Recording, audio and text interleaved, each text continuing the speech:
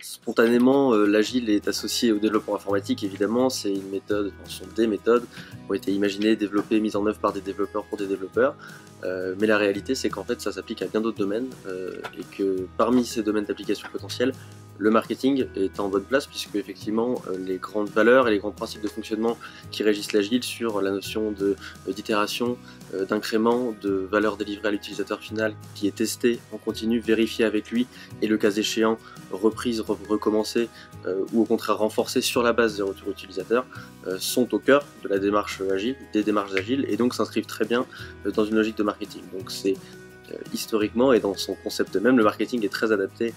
aux méthodologies agiles. Et même si, dans un premier temps, notamment d'un point de vue organisationnel, c'est rarement par le marketing qu'on commence, une fois qu'on veut passer à l'agile, on commence souvent par sélectionner des projets informatiques, des applications, des solutions, des plateformes qu'on souhaite développer en agile pour faire des tests. Il est évident qu'assez rapidement, le marketing doit trouver sa place dedans, doit être capable d'accompagner la mise en œuvre et la livraison de ces projets agiles.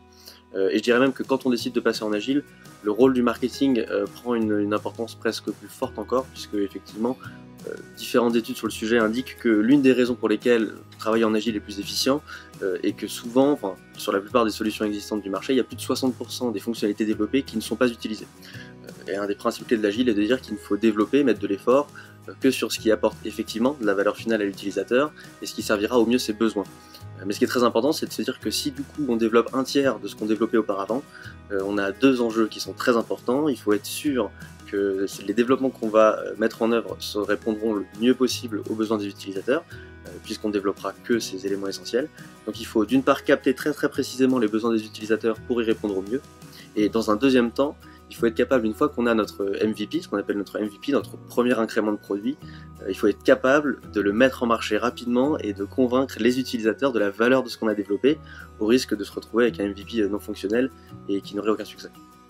C'est pour ça qu'en fait l'agilité correspond parfaitement au marketing et peut être mise en œuvre facilement, rapidement, mais surtout de manière très efficiente dans des stratégies marketing.